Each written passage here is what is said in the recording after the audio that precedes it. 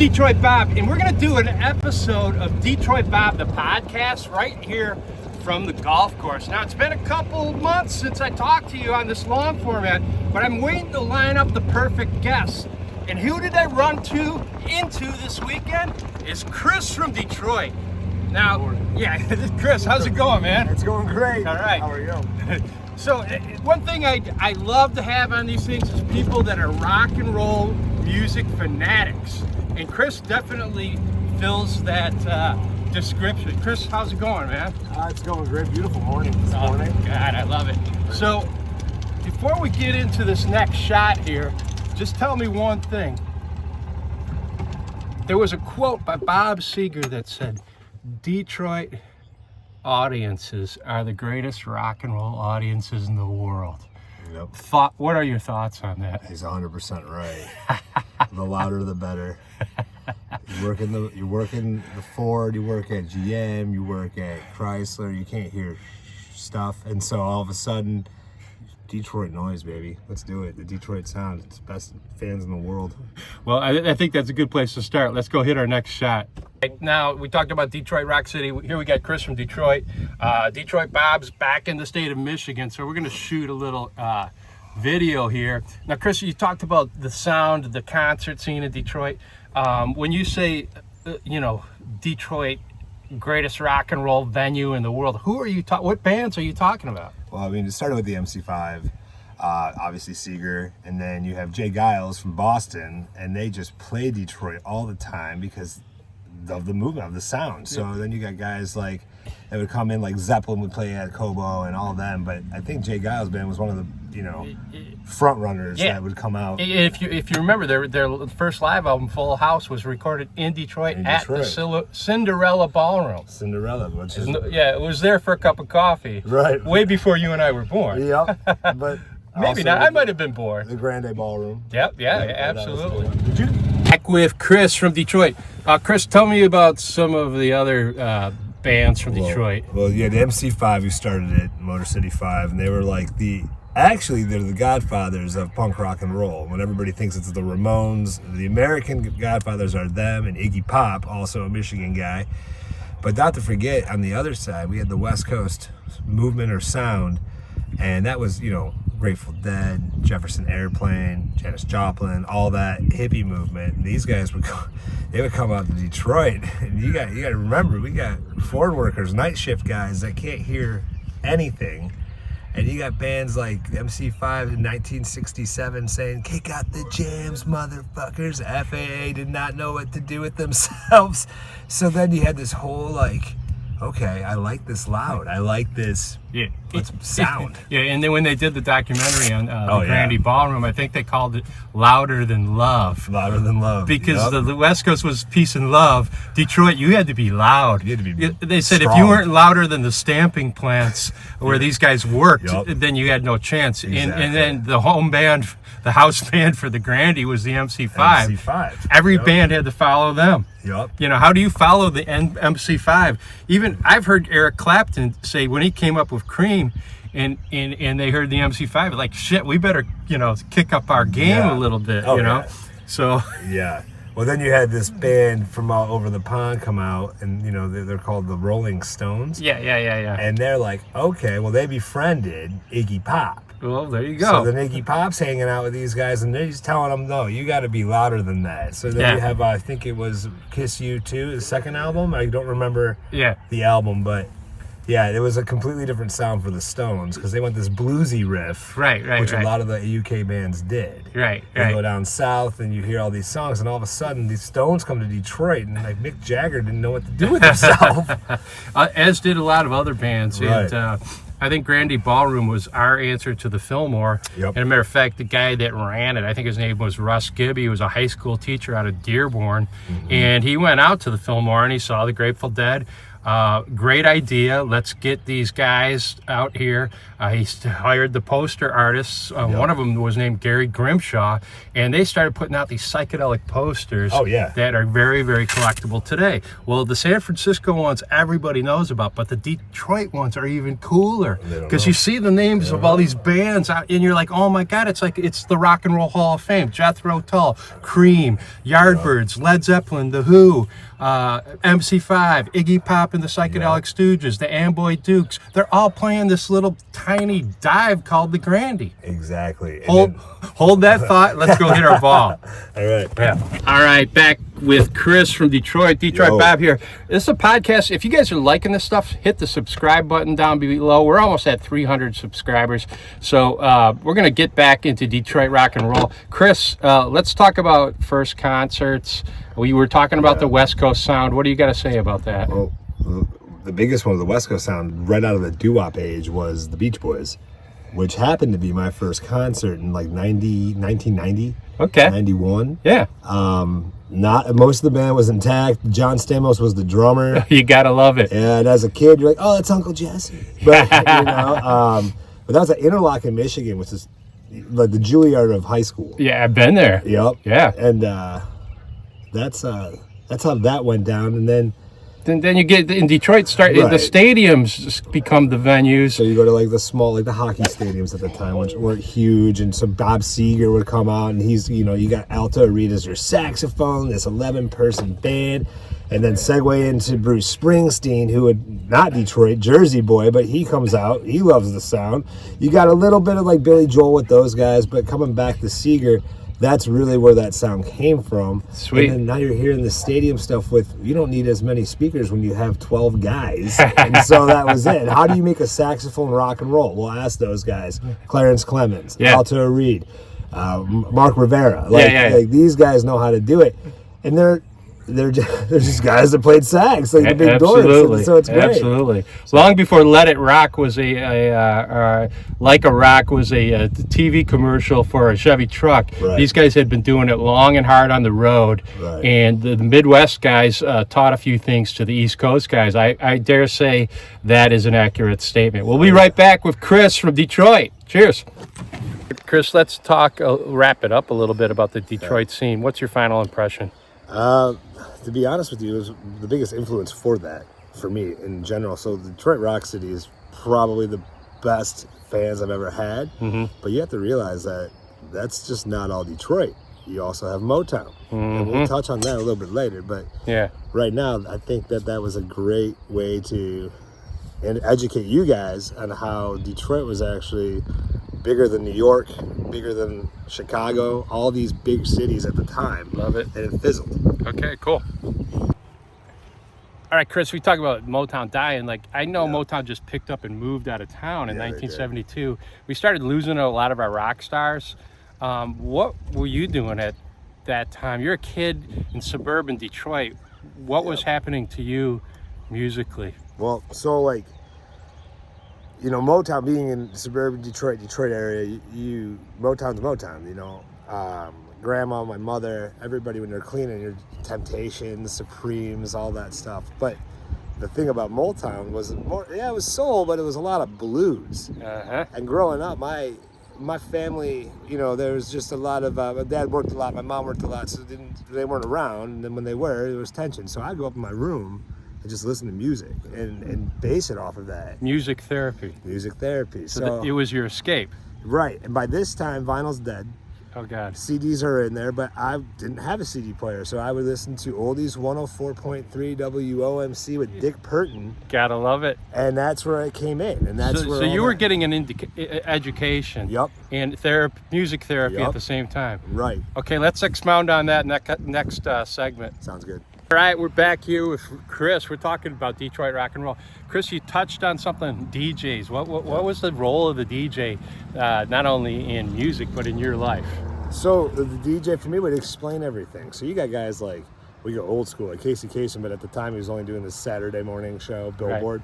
Right. You had Dick Purton. You mentioned him. By the time, Purton, I got around the Purton, he was kind of on the oldies station. He used to be in the rock act. Right. You got Arthur P., Doug Podell, Oh, yeah. All these guys that were riff influentials, 101.1 WRIF. Absolutely. But yeah, that was a dying breed as well. Yeah.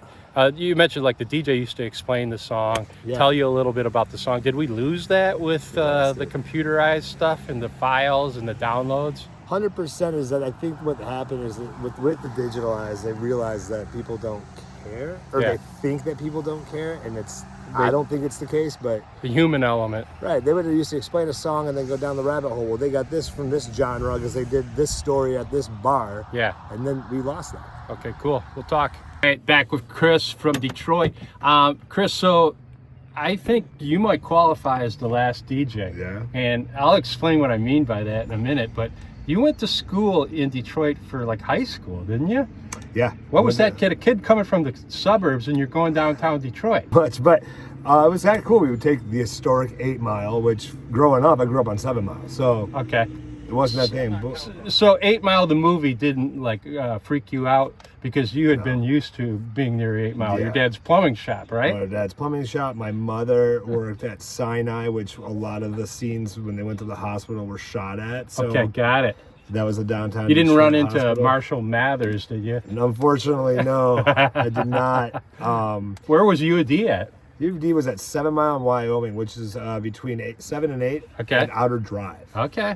So Which- you're the city kid, and you're a newly adopted student of the city of Detroit. What was that like? Any musical memories from that? Oh my goodness, so many, because a lot of the kids were in bands. And like Okay. I said, it was a very diversified school. So this is where I got introduced to like a funk sound. Absolutely. Okay, hold that thought. Yep. Here we are back with Detroit Chris. Chris, you did sort of a reverse commute Yep. from the suburbs to Detroit Yep. for high school. Tell me about that, and what were the influences that hit you in the face when you arrived? Right. So I'm from Livonia, which is about 8 minutes to Detroit city line. Mm-hmm. With that said, Livonia was called Detroit number 2, Big 3 number 2, because they moved everything out to Livonia outside of Dearborn and Detroit. Got it. I went to high school at U of D Jesuit, which was at 7 Mile in Wyoming. So we had to go the opposite way. Close to the famous 8 Mile of Close. M&M It fame. was between, but Outer Drive, all you Detroiters out there, Outer Drive is the next street up. So with that said, I was introduced to Battle of the Bands. I was introduced to funk music because Trajectory at the time, 8 Mile just came out.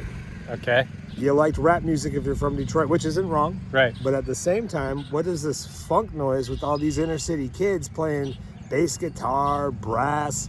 Because they all grew up to stay off the streets to play a musical instrument. Interesting. Yeah. So you're no longer this little kid in his bedroom listening to Oldies 104.3.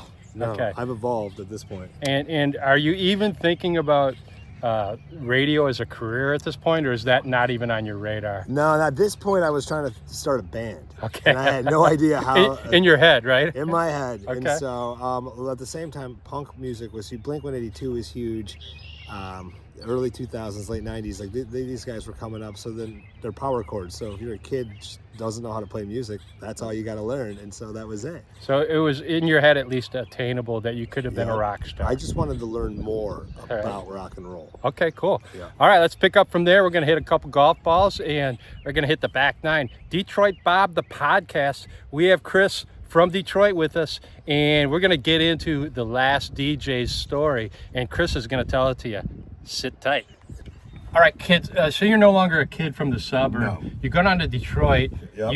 You're introduced to a lot of new music, a lot of new sounds. A lot of things are happening at the time. You got Blink-182. You got Eminem. You got fusion. You got rap. And you still have the resurgence of these 70s bands, Okay. 80s bands. You got some retro, oldie Right. stuff going on, but more like the more 70s stuff.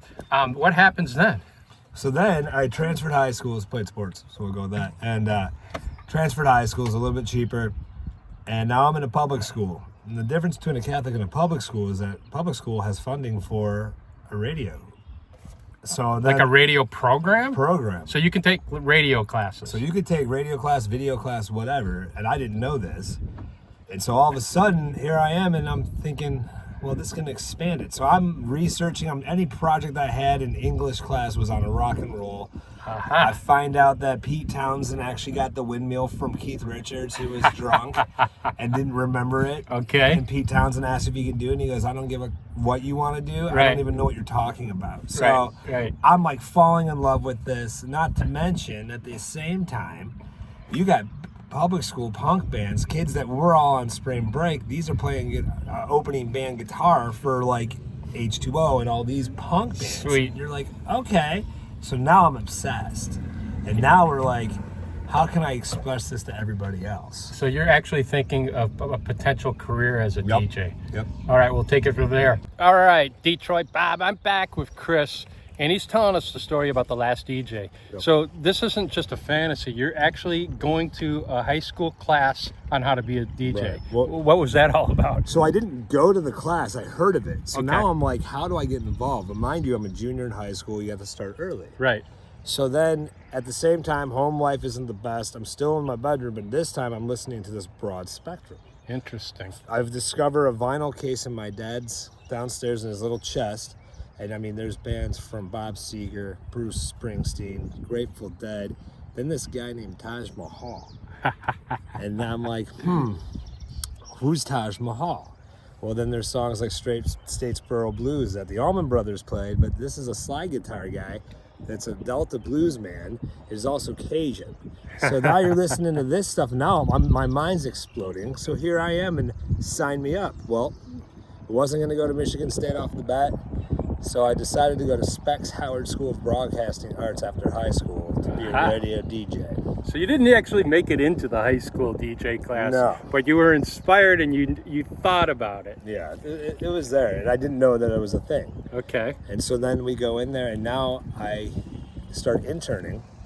Now hang on. Fast forward. You're out of high school. You're school. at Specs Howard. What? Yep. That's like a famous broadcasting school, It was isn't a it? radio DJ out of Detroit, decided to do a Detroit style radio at the time in the 60s or 70s. I don't remember. Interesting. And then I got to meet him. He's passed away. He was about 98 when I met him. Wow. But Do you remember the guy's name even? Specs. Oh, okay. There you Specs go. Howard. All right, we'll pick up from there. All right, Detroit Bob, back at you. And I love these podcasts because we get to venture away from vinyl a little bit, just talk about music. Today we're with Chris from Detroit, and he's telling us his musical journey into DJ school. And I think we left off when you were going to Specs Howard. Take it from there, Chris. We're on Specs Howard at the very beginning. We started talking about internships. The thing was, you had to be there. It was a smaller time frame, like 2 years, maybe a year and a half.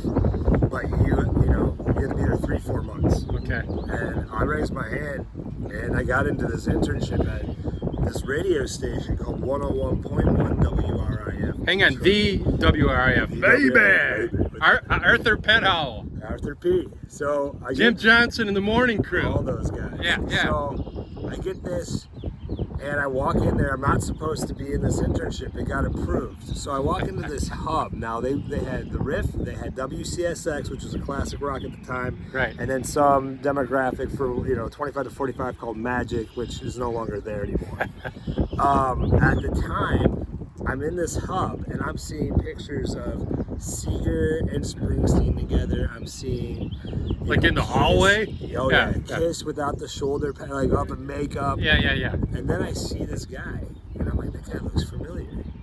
I want to talk to that guy. It's Fred Durst, who just popped in. Stop. Limp Yeah. Bizkit? Oh my Just God. popped in. So then They I were said, huge at that time. Yes. And so I said to myself, how do I talk to this guy? Become a DJ.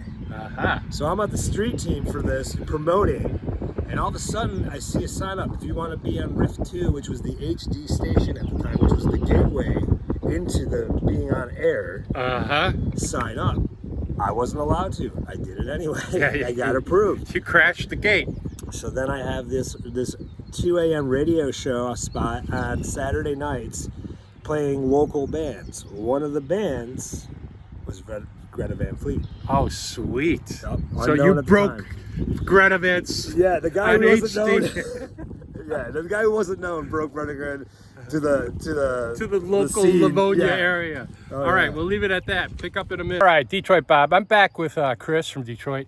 So Chris, so now it's not just a fantasy. You're actually working Yep. at a radio station as an intern, and you're running into like top level talent stars and random meetups or whatever. Yep. And you're actually playing stuff on the radio, the computer version of the radio at the time. At the time, yeah. Okay, tell us about it. So it was a complete accident. I get into this and I'm doing this. I discovered Greta Van Fleet. I discover all this stuff. So now I'm going out on location. And so I'm like the understudy to the guys that are live. You're like carrying the mic cord and the boom and stuff like that? I'm doing the pre-interview to the interview. Oh, so nice. I'm doing that. So now I get to meet guys. All of a sudden, we're doing one downtown Detroit. Here comes a guy walking in with long hair. And he goes, and we just banned the cigarette inside in Michigan the day before. Oh, God. And I was smoking at the time. And all of a sudden, this guy goes, hey, man, can I bum a smoke? And I look. I'm like, yeah. Give him a cigarette. He starts to light up. I go, oh man, you can't smoke in here. He goes, it's okay, dude. I'm Slash. And so we're interviewing Slash. And he lights up and he goes, light up. And I go, I don't know if I can. So you're breaking the law with the lead guitarist of Guns N' Roses. If you die once or twice, I guess it's okay to have a cigarette with you. Yeah, now, Chris, what kind of cigarette was it? Tobacco, right? It was a tobacco cigarette. Okay, just checking. Marlboro Red, I think, Got at the it. time. All right, we'll leave it at there. All right, Detroit Bob here, and this is the podcast. We're about 12 holes into an awesome, gripping interview with Chris from Detroit. So, Chris, you're sort of in the real world now, and you're having like run-ins with rock stars. Anybody else besides Slash and Fred Durst that you got to meet? Rob Zombie. Stop. Rob Zombie was one. It was really funny. We were joking about it too because I knew I had the pre-interview, but he was setting up for the show. And there's not just me. There's about 8 other people involved. But I was talking to a guy, and he goes, "What are you gonna say to him?" And I'll tell you exactly what I said to him. I said, "Hey, I'm Chris." He goes, "I'm Rob. You like puppies?" And I'm gonna slaughter a few. And he laughed. And he goes, "Yeah, man. I also like long walks on the beach." And I'm like, "You're screwing with me." He goes, "Absolutely."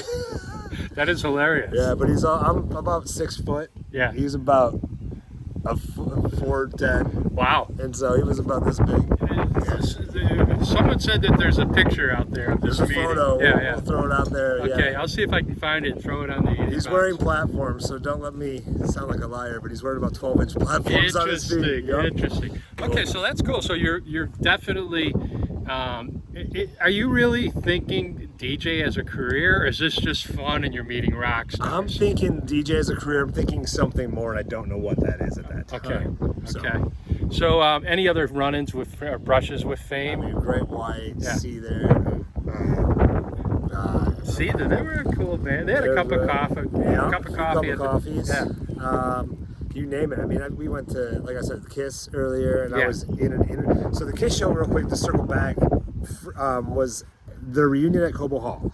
The 2 days before it, Jimmy Kimmel was doing Kiss as their segment. Okay. And so I was at a pre-recorded for Jimmy Kimmel playing the same song of just like 100 people for Kiss. So I was in the music video for like a third of a second going like, rock on or whatever. But Kiss, I mean, you name it. We met Alto Reed. Right. Met all those guys. So. All right, hold that thought. I want to talk about where we're going down this computer direction, and then ultimately the resurgence of vinyl. Do you got any thoughts on that? How vinyl actually took back rock and roll. Okay, hold that thought. All right, Detroit Bob, back with Detroit Chris, we're calling him now. Right on. Also known as Boomer and C-Rat, whatever you want to call him. He's a great guy. He's from Livonia, but he's also from Detroit because he worked an internship at WRIF, which is the big rock station of Detroit. He went to Specs Howard Broadcasting. He went to high school in Detroit, and he's a music nut. So, Chris, did you ever have any? We talked about vinyl resurgence, and the first guy that comes to my mind is Jack White, because he started pressing records. I just went to the record factory of his in Cass Corridor about 3 weeks ago. Right. Any run-ins with Jack White? Ran into him, didn't talk. I just kind of head nodded. He head nodded back. You gave him the nod. Yup. And you received the nod back. Yup. That almost counts as a meet in my book. Yeah. Right. Okay. I was not allowed to vet him for an interview at the time. I was too junior. At this point in my career, they were starting to sniff out that I kind of snuck in there. Right. But they also, which was really cool, they didn't have to do that. So they you kept me on. you were like a stowaway on a ship. Yep. And you got discovered that you Yep. didn't have the but that's a rock and roll thing right there. You don't have the right credentials and you sneak in, right? Right. And then at the same time, I just start talking to these guys, you know, the lower guys, like the Right. crew and stuff Right. of all these bands. And they're like, well, this guy can interview. Okay, cool. And I wasn't trying it. But Jack White was cool because, you know, there's a bar in Detroit called the Old Miami. Got it. And it started at Vietnam guys. And these guys brought in MC5. These guys brought in Iggy Pop. All these guys. But up until the 90s, I mean, they still bring in bands. But yeah. Jack White played a little bit there. So just the bar scene. And Jack White's playing sort of bluesy rock and roll. Yep. And he's from Detroit. He's like 11 Right. kids. He's the youngest one, the 7th son. So he's got like street cred, and he's got like 3 albums under his belt with the band The White Stripes before he even gets discovered. Right. So they're doing the bar scene. Everybody does. Everybody does the bar scene. So the Old Miami was the underground bar that no one really knew about. Okay. And then you go into St. Andrew's Hall, which is an old church, but yeah. Yeah, okay, well, hold that thought. What do you got going over there, Chris? All right, here we go. Pitch a wedge. All right, take your shot. Lead the way. Here we are, Detroit Bob. We're in the middle of a Detroit Bob podcast and doing the long format. And we got Chris from Detroit, and he's telling us some great stories.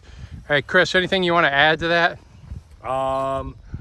Yeah, like the MC5 played there, like I said, and I think what you said, what you heard about John Lennon, but like, you know, they got all their start from Chuck Berry. There you go. So then we'll tie us back down to the blues in a little bit, but it's all rock and roll. It's all comes down to one thing, which is rock and roll. All right, cool. All right, Detroit Bob, I'm back with Chris from Detroit, and we talked about Jack White, but Chris, you mentioned vinyl resurgence. What the hell are you talking about? So if you notice anybody 35 plus or younger, they all are getting record players or turntables or whatever, you know.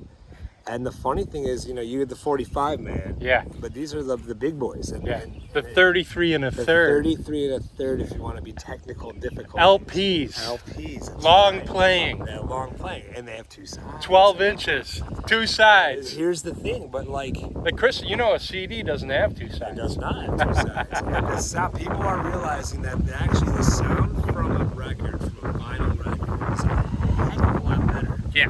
This digitalized sound. So then you can hear the raw. You can almost hear the mess ups, which nowadays people want to hear because you're human. Yeah, but isn't there something like where you take the record out of the sleeve and you look at the cover and you flip it open and you read the lyrics?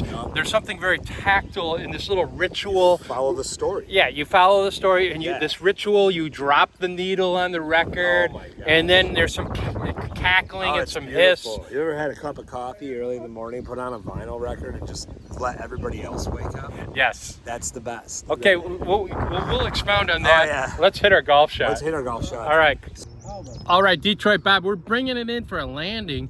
What a great episode. You just met a Detroiter who had a hell of a story to tell. His name is Chris. He's from Detroit. We're going to bring him back for some episodes in the future. I got Chris, stories. Yeah, you got stories. Okay, so we only really scratched the surface. Yeah. So we're going to be running into him on a regular basis. Chris, any final thoughts about music, the future? Where are we going, man? Right now, the rock and roll is a mystery. And with that being said, like you have the digital, but digital's kind of going away. And you got these guys that are playing raw music. You got these live shows, and they're going back to the bars, back to the small venues, back to, and this is where vinyl comes from. Now you got the pure sound of vinyl. Yeah. Little distortion in the back. Okay.